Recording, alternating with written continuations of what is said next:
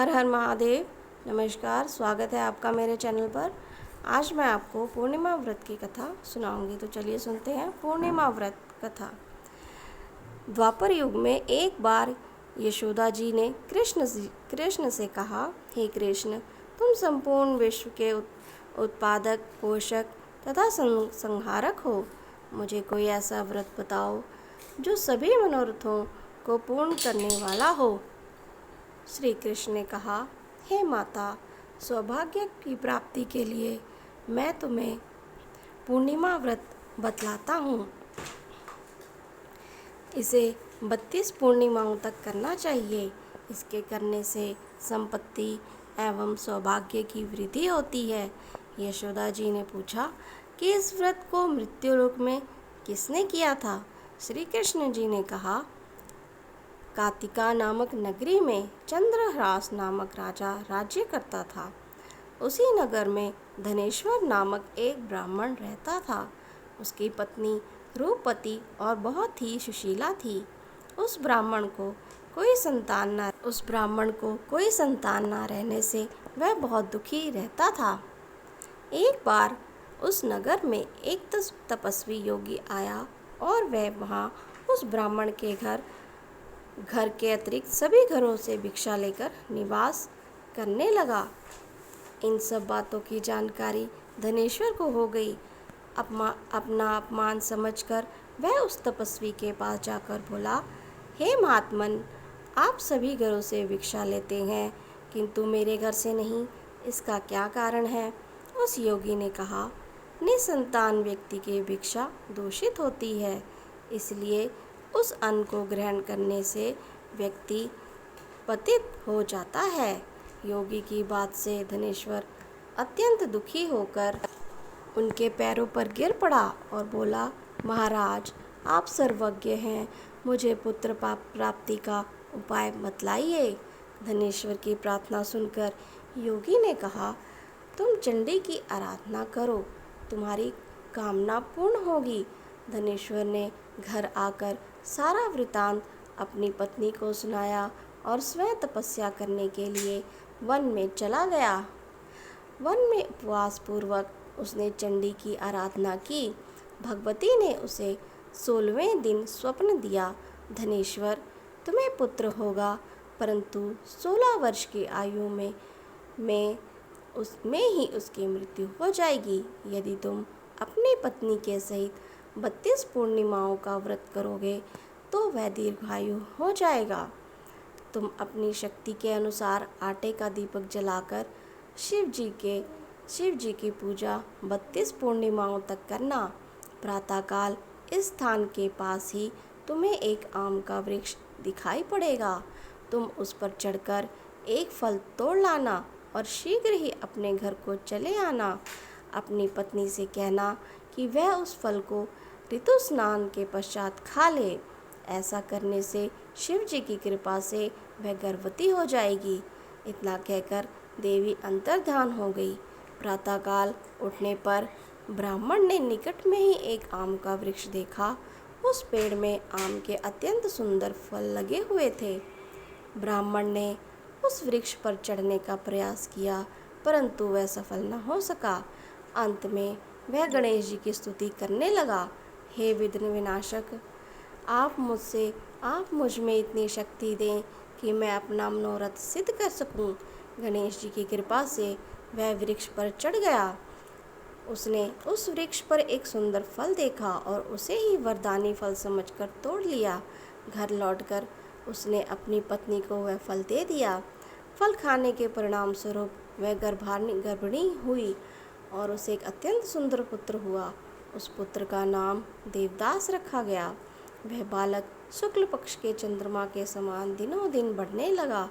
देवी की आज्ञा अनुसार उसकी माता ने पुत्र की मंगल कामना के लिए 32 पूर्णिमाओं का व्रत रहना आरंभ कर दिया। बालक का 16वां वर्ष शुरू होते ही माता पिता चिंतित हो उठे कि यदि इसकी मृत्यु हो जाएगी तो वह उस शोक में कैसे सहन कर पाएंगे। अतः उन्होंने देवदास के मामा को बुलाकर कहा कि हम लोगों की इच्छा देवदास को काशी भेजकर 1 साल विद्यायन करने की है, इसलिए तुम इसके साथ चले जाओ और 1 साल के बाद उसके साथ लौट आना। काशी यात्रा के लिए देवदास को एक घोड़े पर बैठाकर उसके मामों को साथ में कर दिया गया। बालक के माता पिता ने अपने मन की आशंका को उसके मामा से गुप्त ही रखा। देवदास के जाने के बाद उसकी माता ने 32 पूर्णिमाओं के व्रत को पूरा किया। उधर एक दिन देवदास अपने मामा के साथ रात्रि बिताने के लिए किसी ग्राम में ठहरा हुआ था। उसी रात्रि उस गांव में एक ब्राह्मण कन्या का विवाह होने वाला था। जिस स्थान में गांव की बारात ठहरी हुई थी, वहीं देवदास भी ठहरा हुआ था। कन्या के विवाह मंडप में ही वर को अचानक धनुवती रोग का आक्रमण हो गया। वर के पिता ने परस्पर विचार किया कि मैं क्यों ना विवाह देवदास के साथ करा दूं। आगे का वैवाहिक कार्य अपने पुत्र के साथ संपन्न कर लूँगा। यदि अभी से यह भेद कन्या पक्ष में खुल जाएगा तो बारात वापस लौटनी पड़ेगी। ऐसा सोचकर वर का पिता देवदास के मामा से बोला, आप अपने भांजे को थोड़ी देर के लिए मुझे दे दें। विवाह कृत्य संपन्न हो जाने पर मैं लौटा दूंगा। उत्तर में मामा ने कहा, कन्यादान आदि में जो द्रव्य मिलेगा उसका अधिकारी मैं होऊंगा। वर के पिता ने यह शर्त मान ली। देवदास के साथ उस ब्राह्मण कन्या का विवाह विधिवत संपन्न करा दिया गया। विवाह उपरांत वह उस विवाहित कन्या के साथ भोजन न कर सका। उसने अपने मन में सोचा, अब यह ना जाने किसकी पत्नी बनेगी, और तभी उसके नेत्रों में आंसू छलक गए। वधू ने उसकी उदासी का कारण पूछा। उसने सारी बातें बता दी। सुनकर कन्या ने कहा, मैंने अग्नि के समक्ष आपको पति बनाया है। आपके अतिरिक्त अब मेरा कोई दूसरा पति नहीं बन सकता। देवदास ने कहा, तुम ऐसी भूल ना करो, क्योंकि मेरी आयु बहुत ही अल्प है। मेरे ना रहने पर फिर तुम्हारी क्या गति होगी। परंतु वह दृढ़ प्रतिज्ञ कन्या बोली, मुझे चिंता नहीं, जो आपकी गति होगी वह मेरी भी होगी। हे स्वामिनी, आप उठकर भोजन कीजिए। कन्या की बात मानकर देवदास ने भोजन किया और रात भर उसी के कमरे में रहा।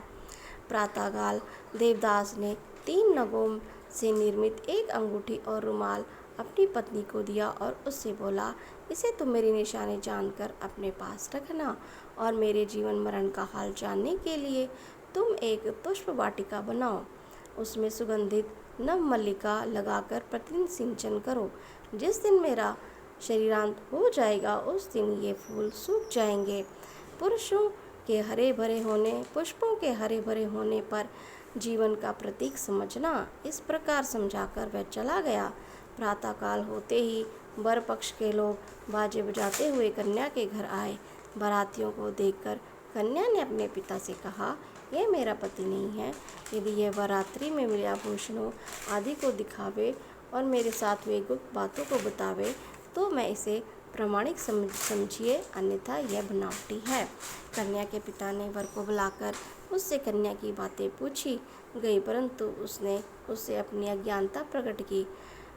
तदंतर लज्जित होकर बारात लौट गई। श्री कृष्ण जी ने कहा, हे माता, कुछ समय पश्चात काल द्वारा प्रेरित सर्प रात्रि में देवदास को डसने के लिए आया, परंतु उसकी माँ ने पहले से 32 पूर्णिमा का व्रत कर रखा था, इसलिए वह सांप देवदास को डसने में असमर्थ रहा। तदनंतर स्वयं यमराज आकर उसके प्राणों को निकालने लगे, जिसके फलस्वरूप देवदास मूर्छित होकर भूमि पर गिर पड़ा। देवयोग से उसी समय वहाँ पार्वती जी के साथ शंकर जी आ गए। देवदास जी की मूर्छितावस्था को देखकर पार्वती ने शिव जी से कहा कि हे महाराज, इसकी माता ने 32 पूर्णिमा का व्रत किया है, अतएव आप इसे प्राणदान दें। पार्वती जी के अनुरोध से शिव जी ने उसे प्राणदान दिया, जिससे वह बालक स्वस्थ होकर उठ बैठा। उधर देवदास की पत्नी उसके काल की प्रतीक्षा में रहा करती थी। जब उसकी वाटिका के पुष्प मुरझा गए तो उसने महान आश्चर्य हुआ उसे, किंतु थोड़ी देर बाद ही वे पुष्प पुनः खिल उठे। जिससे उसने पति के जीवित रहने का प्रमाण पा लिया। देवदास की पत्नी ने अपने पिता से कहा, पिताजी, मेरे पति जीवित हैं, आप उनकी खोज कराइए। 16वां वर्ष बीत जाने पर देवदास ने अपने मामा के साथ काशी छोड़कर घर के लिए प्रस्थान किया। देवदास के ससुर उसकी खोज में जाने ही वाले थे कि देवदास अपने मामा के साथ वहां आ पहुंचा। ससुर प्रसन्नता के साथ उन दोनों को अपने घर ले आया। वहां उपस्थित सभी नगरवासियों ने देवदास के साथ विवाह होने की बातों का समर्थन किया। देवदास को देखते ही कन्या ने पहचान लिया। कुछ दिन बाद देवदास अपने मामा और पत्नी के साथ अपने घर को दहेज लेकर चला गया। ग्रामवासियों ने देवदास के आने की खबर उसके माता पिता को दी। थोड़ी देर में ही देवदास के माता पिता वहां आ गए। देवदास और उसकी पत्नी ने आकर सबको प्रणाम किया।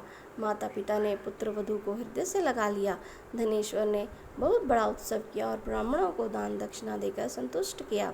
श्री कृष्ण ने कहा कि इस प्रकार 32 पूर्णिमा के व्रत के प्रभाव से धनेश्वर ब्राह्मण पुत्रवान बन गया। जो लोग इस व्रत को करेंगे उनका भी मनोरथ पूर्ण होगा, इसमें कोई संदेह नहीं है। बोलिए विष्णु भगवान की जय, भोलेनाथ की जय, माता पार्वती की जय हो। तो इस प्रकार ये कथा संपूर्ण होती है। कथा कहने सुनने वाले सब पर भोलेनाथ अपनी कृपा दृष्टि बनाए रखना, सब उनके सब मनोरथ पूर्ण करना। तो अगर आपको मेरी एक कथा अच्छी लगी हो तो प्लीज़ चैनल को सब्सक्राइब करें।